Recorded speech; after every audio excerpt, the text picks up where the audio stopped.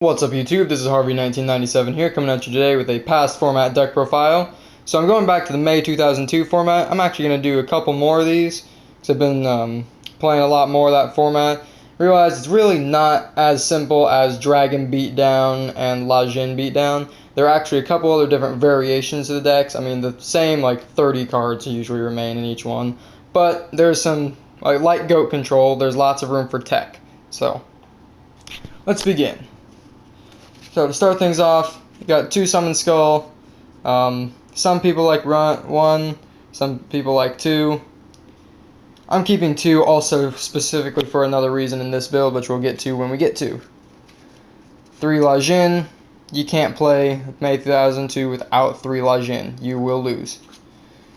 3 Neo. 1700, you know, he's the second best. And 2 Ryu-Kishin Powered. No battle locks. No. This is the Dark Monster build, or the Fiend build. Spellcaster. Fiend Spellcaster Beatdown, or FS Beatdown, whatever you want to call it. So, Ryu-Kishin Powered is actually a little bit better than battle locks. I'm only running 2 because, you know, he's 1600, so, you know. Also, I'm playing 3 copies of Aqua Madoor. So, this card is actually pretty great. We're playing Yami in the deck, so 2200 defense is nice. Plus, with that up, it has 1400 attack, so it can actually do some things. Next, the monsters we're playing are moving on from the vanillas. We have 3 Wall of Illusion.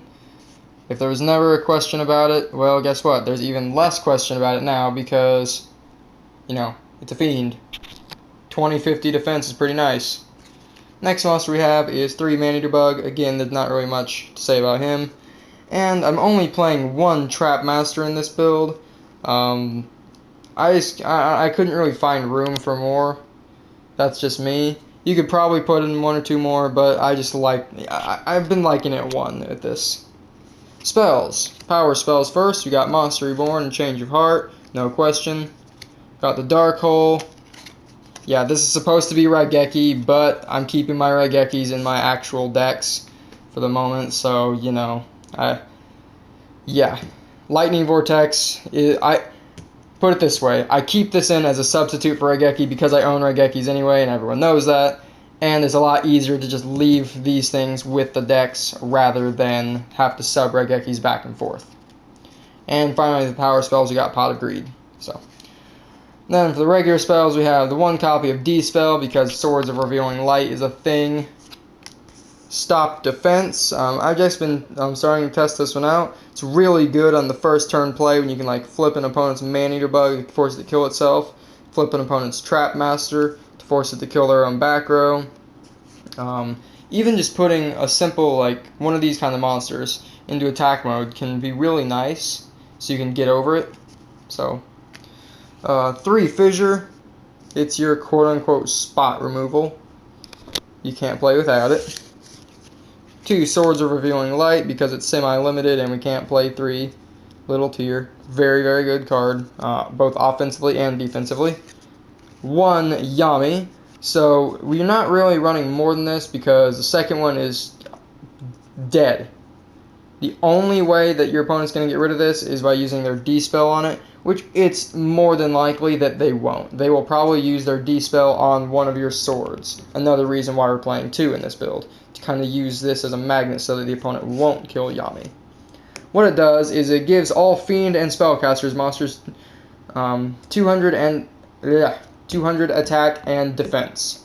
So it's pretty good. Puts Jinn to 2k, Neo to 1900, Ryu-Kishin to 1800. So he can get over Neo in battle locks. Or sorry, he can't get over Neo. Well, this is out because Neo will also be powered up. He can get over battle locks though. So that's good. Sword of Dark Destruction. This again, we only really need 1 because more than 1 kind of clogs. What it does is it's an equipped spell to a dark monster, gives it 400 attack and takes away 200 defense. You don't really care about the defense thing. It's mainly for Ryu-Kishin, but you can also use it with Jinn, Summon Skull, or Wall of Illusion should it come up. But it's mainly for these 2 guys. So, yeah, put him up to 2,000 without the field spell, 2,200 with it. Puts La Jinn up to 2,200 without the field spell, 2,400 with it. That's pretty big.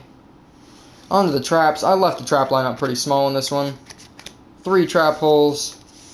Can't play without those, and 3 Wabokus because you can't play without those. Looking back on this deck, if I were to make some changes to it, what I would probably do... See, like, the issue here is that space is a thing. And this is at 40 cards right now, and there's not really anything that can be cut, in my opinion. If I would have to make some changes, though, I'd probably take out a Ryu-Kishin Powered, possibly a Summon Skull, because as good as he is, especially with Yami, he can clog sometimes. You can take out both of those, and then put in 2 copies of Reinforcements, because Reinforcements with Aqua Madoor is really good from what I've seen. I just didn't decide to put it in the final build. So, I mean, because if you have Reinforcements with Aqua Madoor, it can crash with Neo and Battleox.